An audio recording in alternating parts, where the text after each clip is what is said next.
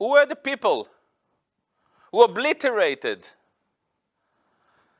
our ability to think, to survive, to save ourselves? How is it possible that in the last 20, 30 years, it always takes me 5, 10 minutes to get going. Now it's going to flow. How is it possible? How is it possible that we were reduced into mere consumers? Our political system basically evaporated. Once we were consumers, the politicians were not any longer an extension of our will. They were there just to sustain consumption. How did they do it? How did they do it? By means of credit. How did it happen? How is it possible that the media was silenced about it? Academia was silenced about it. How we, or you, the free Americans, were so stupid to let it happen. And you're not alone. The same happened in Britain, in France, in Spain, and maybe now in Germany as well. It's a West phenomenon. I looked into it, and I found two elements that are responsible for this shift and our lack of ability to stand up for our primal interests. One is political correctness, and we will talk about it in 10 minutes. The other one is identity politics.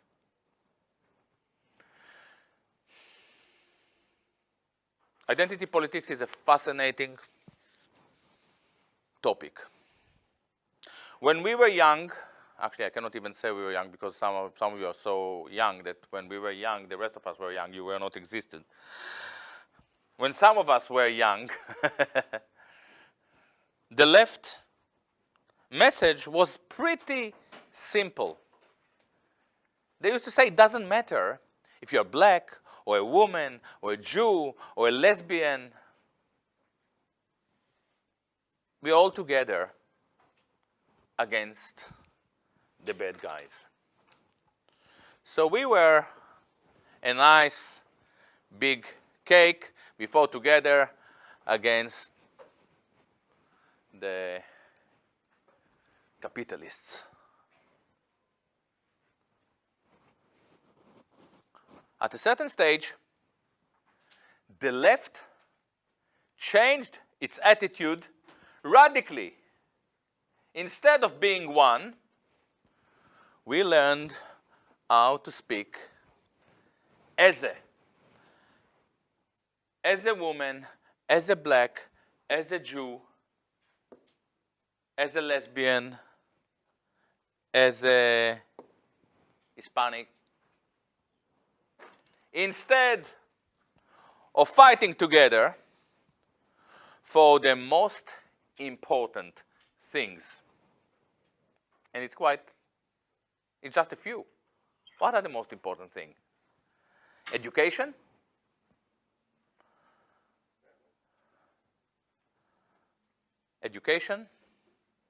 manufacturing, so you have a good reason to wake up in the morning, and health. And there are a few others. You said family. Yeah. We will talk about the family. We'll get there for sure. Instead of fighting for these three or four or five most important things that unite us all regardless of our skin color or gender or what we kind of fantasize of spending the night with.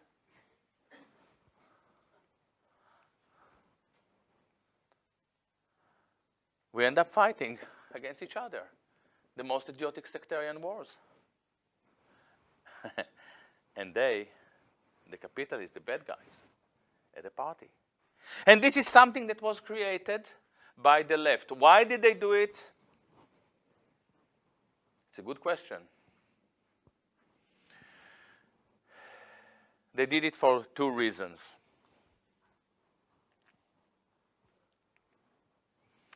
First, the left is really upset by the idea of the working class being united.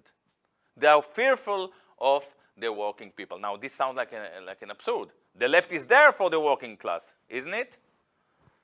Theoretically, yes. Practically, hardly.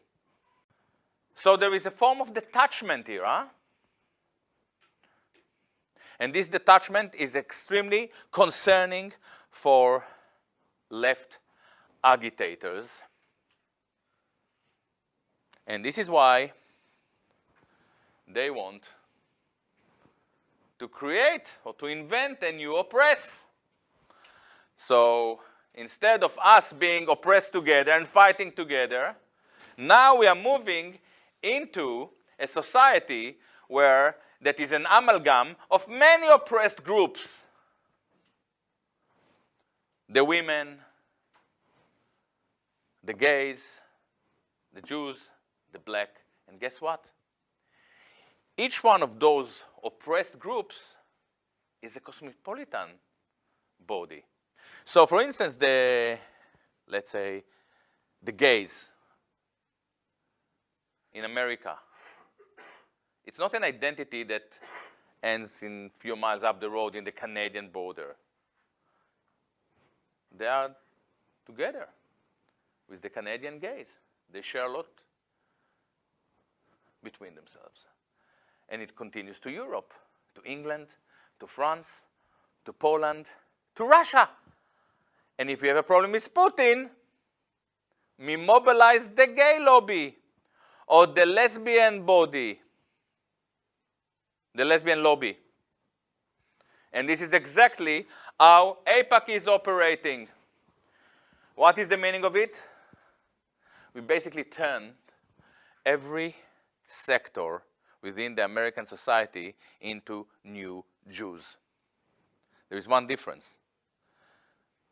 The Jews are better than anyone else in being Jews. You know why? They're doing it for 3,000 years. So if you want to be a woman and to do women politics, tfaddal, you say in Arabic, go for it. But you won't be as good as me. By the age of 5, I would be better. I was better than your best politician. It was in my language, it was in my culture, maybe in my circumcision. I don't know.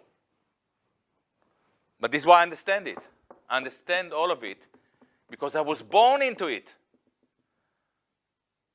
And you spoke about family. Nobody tried to take it from me.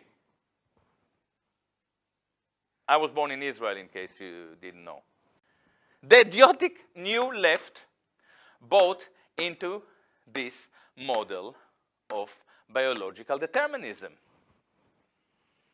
They are the new Hitlerians. And they are so detached that they don't even understand it. Do they need a saxophonist from London to point at it? What do they do in universities? Bunch of morons. In order to revolutionize a society and to form new alliances, we have to destroy the family. We have to destroy the church. We have to destroy everything that makes us into one. We have to get rid of the flag. In some cases, we even launch a war against statues in this country. Can you imagine how ridiculous it looks from abroad?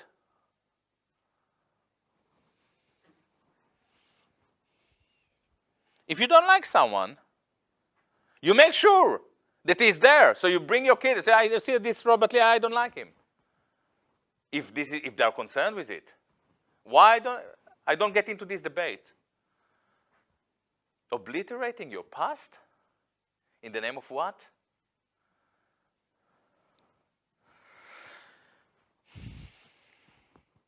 It was New Left together with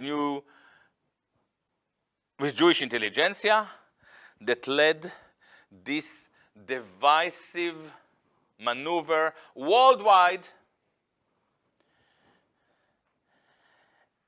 And if you ask me 5 years ago or 6 years ago, I'm writing about identity politics. I was probably the first one to write about it extensively. I'm doing it from 2005. I can see that we have a disaster ahead.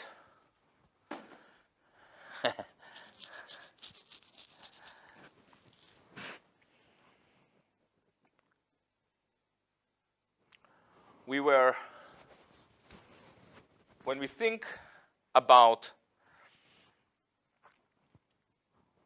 if you would ask, I'll start again, if you would ask me 5 years ago, I would argue that this situation was hopeless, that they've won, that we are now divided, we cannot think properly.